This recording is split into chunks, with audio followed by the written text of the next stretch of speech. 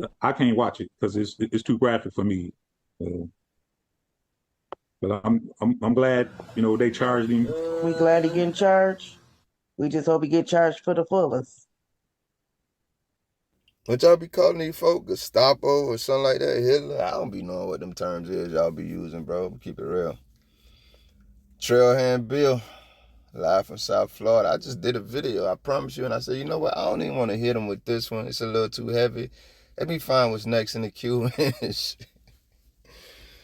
25-year-old probationer, man, running from the police, capital punishment sentence. Dad said I couldn't watch it. It's too graphic for me. Parents, tell me something before we get into the full video. What would you do if the police just murdered your child senselessly? Say your child was running from the police and they thought, the way to catch them was just to open fire and start shooting.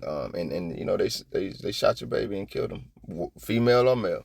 Or, your child was running and the police thought the way to catch them was to run them over with their SUV. Not even an SUV, that's a full Jeep.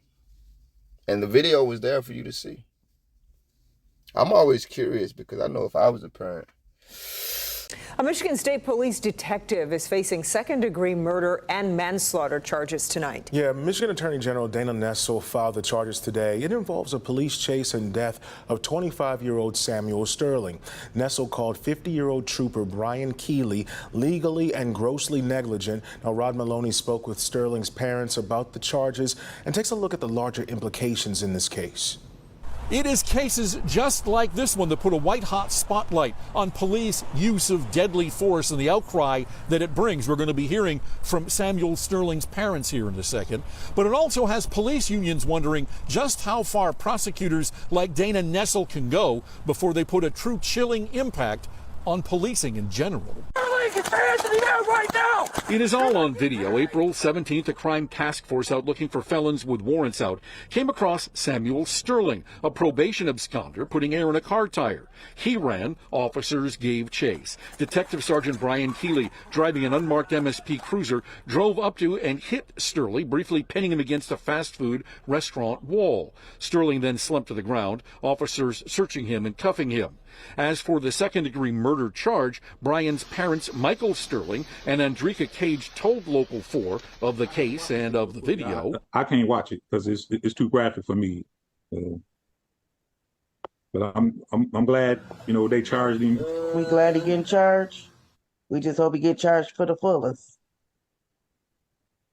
And hope he get convicted. But Michael went further, saying the other officers not charged deserve discipline as well. Had their knee on his chest, handcuffed him, turning him over, and just standing there watching him die. So I feel some of them should get charged too. Samuel writhed in pain and later died in the hospital. Still, Police Officer Association of Michigan President Jim Tagnanelli told Local 4 that he believes Attorney General Dana Nessel overcharged here. These guys were part of a crime, allegedly, and they're running from the police. And aren't we supposed to try to catch the bad guys?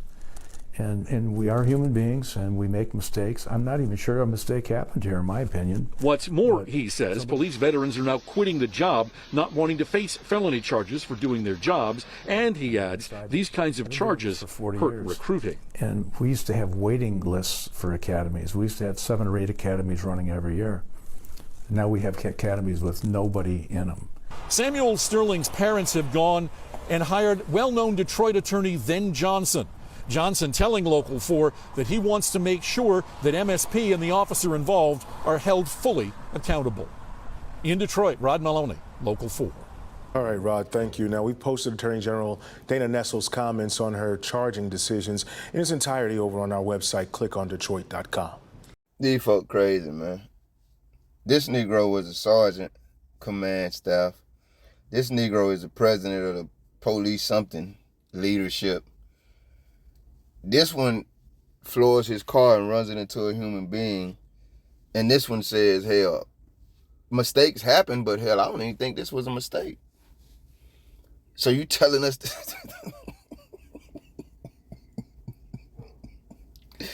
is it just me, man? Y'all tell me, please, if you don't do a damn thing else in my comment section ever again, I am literally begging you to tell me, is it just me?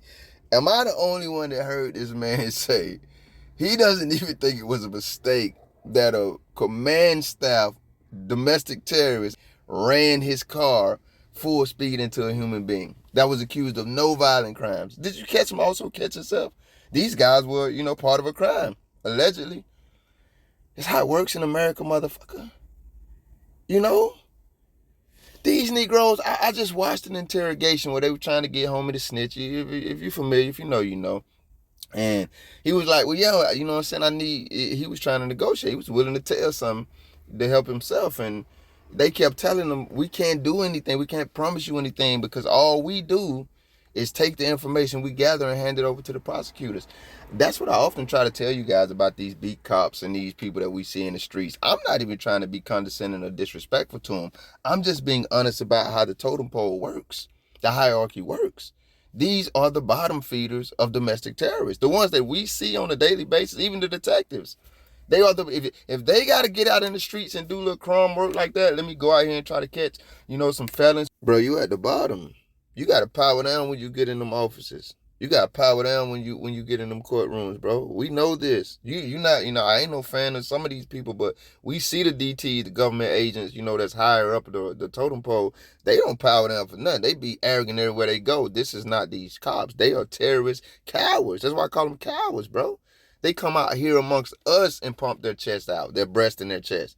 But as soon as they go back to the department, they have to power down because they know that they are the bottom feeders. And that's why, once again, they come out here, their egos are really crushed and bruised. So they got to come out here and get that respect and dignity back that they just don't have within and they can't get in their homes and at the offices. The only place they feel like they can get it is out here terrorizing American citizens who either are on their side, are comfortable enough in the limits of their terrorism, or who will stand up against them. You know what I mean? And then that goes how it goes. But I'm telling you, these are the bottom feeders, and it's a lot of what drives their domestic terrorist ways. I think if I don't know. I'm not a whole about the defund thing. I don't like to attach myself to crowds and labels and groups. No disrespect to any of them because I don't know them enough to speak to them. But I am considering, lately, the last couple of days, would America be safer without police? Because I'm a true crime fan, so I do watch the cases where these kids go missing and they go out there and they spend like sleepless nights. I mean, multiple days and weeks of sleepless nights finding people's missing children and stuff. So I won't act like, police aren't out here doing some great works. And like I say, throughout their ranks, on the pyramid. And those are the type of things I'm considering when I'm saying, would America be safer without them? It's a balanced scale, right? You got the people that just think that police, they won't talk about the great things that cops out here doing, but then you got the other side of the coin who they will never acknowledge that anything like this could be the dude literally said that hell, mistakes happen, but I don't even think this was a mistake. They would find a way, like the attorney did, which we expect of her, to say, hey, and I will leave the link in the description. You have to read articles to get more of this story. But she was like, all of this could have been prevented if the defendant wouldn't, if the suspect would have just, stopped and complied with the officer's orders to not run. I can't argue against that. I can't argue that if domestic terrorists give you a lawful command that you should obey it. And if you choose not to obey it, you have to, be ready and accept responsibility for what comes with that. Because domestic terrorists will turn nothing into something that they can kill you for. So they damn sure would turn lawful commands into that. But when we talk about all this complying stuff, why is the onus never on these domestic terrorist cowards to comply with their oath? The one they took to get the job. With their SOPs, the rules. They're not even supposed to be using that type of force unless the person that they're pursuing is using that type of force. The Negro is running away. He's just not wanting to go to jail today. And yes, he should have complied. And, he has to know, Americans, you have to know, again, these domestic terrorist cowards would turn you being American into something that they can murder you for and get away with and be the victim of. They will surely turn you violating America criminal statutes into something they can murder you for and get away with. And that's what he had that day. This coward probably had a vacation in mind for his wife. Hell, he might have told his mistress he gonna buy something that his ass can't afford. He might have stole some money from the evidence room and he got to put it back. So he's thinking, I'm finna run over this Negro. I can do it to any damn citizen, but I can damn sure do it to a Negro. 85% of America gonna agree with me on this one. I'll never do anything but get a paid vacation and probably a crowdfunding account set up. I can put that stolen money back in the evidence room. I can buy my mistress this and pay my wife so she won't be up, you know what I mean? I can pay for my drug habit, whatever. I can pay the mob back. They've been paying me off for years. I owe money. I owe the gambling dude money. Crooked ass cowards. And then he floored his vehicle and ran into an American citizen because it's never in the mind of you blind blue line backers. It's never on the comply aspect is never on the cops. Everybody else should just comply. But them, they get to not comply and murder people when they want to, and it's okay because you just always fall back on, hell, I'm blind. I didn't see that part. I just seen the part when the other person didn't do what they were supposed to do. The shit is ludicrous. I resonate so much with this father, man. That's why I ask you parents this question, man. And it might be why I don't have children, brother. Because, I mean, they probably would have my spirit, and I don't necessarily, you know, take kindly to murderous domestic terrorists or their supporters. I'm not going to pussyfoot around the fact that just because you don't wear that badge and you don't wear that uniform and you aren't part of that professional, it's not, I'm not even going to call it professional, you aren't part of that field, that industry, that you aren't also a murderous, violent domestic terrorist. If you back them, if you can watch this video and somehow put the blame on everyone but that coward ass domestic terrorist behind that wheel, then you are also a murderous, violent domestic terrorist. We're not on the same side, and I'm not going to act like we're friends. I pray for your soul. I mean that genuinely. That is what I'm instructed to do by Christ. If we ever encounter each other in real life and there's any shadow of that domestic terrorist shit, I'm gonna handle you like you handle like I handle these domestic terrorist cops out here. That is not a threat. That's an absolute motherfucking promise.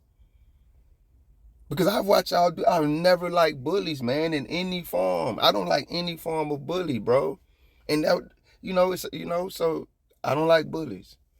So the same way y'all can, smash your gas and running into citizens at high rates of speed, like they're nothing, like that's not somebody's child, like that's not a human created in God's image, and the same way y'all can justify that bullshit and back it up when it happens because your blue line, gang brotherhood and sisterhood are the ones that are they're the corporates.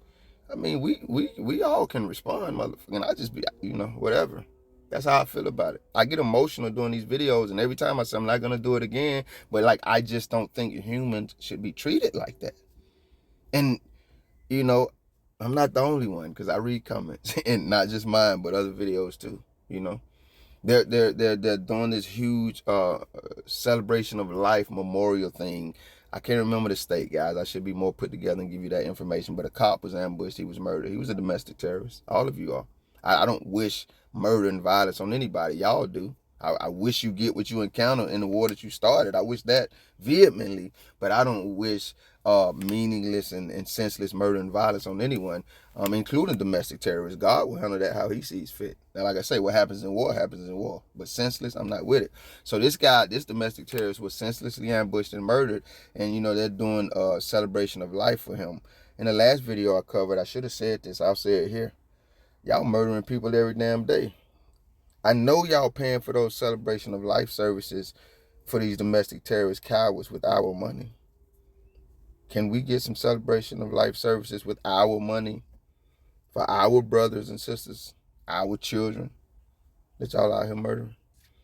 I watched that man hit that man with that car, and then I see his picture. He's a white dude, and this is a black kid, and he's on probation, so he got some, I always wonder when I see these situations because predominantly that's what I see. Well, I definitely see y'all terrorizing the entire American public. I cover the stories my damn self.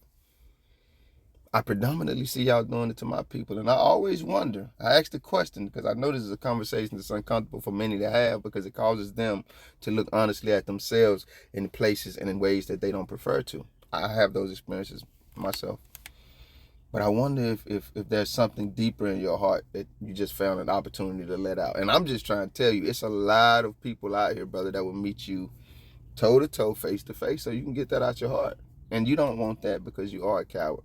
And you're not just a coward with my people, even if you terrorize my people more, and more specifically, you're a coward with the American public. God be with you, big dog. These clowns say, holding cops accountable when they murder Americans is making cops not want to be cops. It's making cops resign. It's making cops not want to sign up for the academy. Motherfucker, I asked you the same question I asked you when you said it's probably not a mistake. Do you really think we want these type of people? And we don't, like, brother, that is what we want. We want these type of people not wanting these jobs because they are the ones that aren't fit for them. So your ass is backwards. You are literally telling us that it's not a mistake that the cop is speeding into human beings in a vehicle that that damn man paid for. I don't give a damn if he was a felon or criminal or misdemeanor or whatnot. I guarantee you he's American. His ass still pay taxes if he work. So if he don't even got to work to pay taxes. If he getting money, he got to live. So he buying stuff in stores every day. I guarantee you that. So he's paying for that vehicle that terrorists used to kill him, sir. You think that we should worry that these type of people don't want to take these type of employments because they're not going to be able to get away with that type of behavior? Motherfucker, that's what we want. I'm telling you, this video confused the hell out of me, and that is how demented and delusional these people are. They think they should be able to terrorize and murder American citizens, and they think it is a crime against them if they're not. If that shit isn't psychotic, what is? I'm glad God is with us. Trailhand Bill, y'all know where I'm at. But I'm glad, they charged him. We glad he getting charged. We just hope he get charged for the fullest. And hope he get convicted. But Michael went further, saying the other officers not charged deserve discipline as well. Had their knee on his chest, handcuffed him, turning him over, and just standing there watching him die. So I feel, some of them should get charged too. Samuel writhed in pain and later died in the hospital. So like I was saying, what would you do if they were still searching your baby pockets and watching while he or she lay there moaning and dying like that? Thank you if you made it this far. If you liked the video, feel free to hit that thumbs up button. I greatly appreciate it. If you care to go a little further than that, maybe even subscribe, hit the notification bell. Check out a few of the other videos on the channel. Either way, y'all be safe. Shit, if cops can hold court in the street,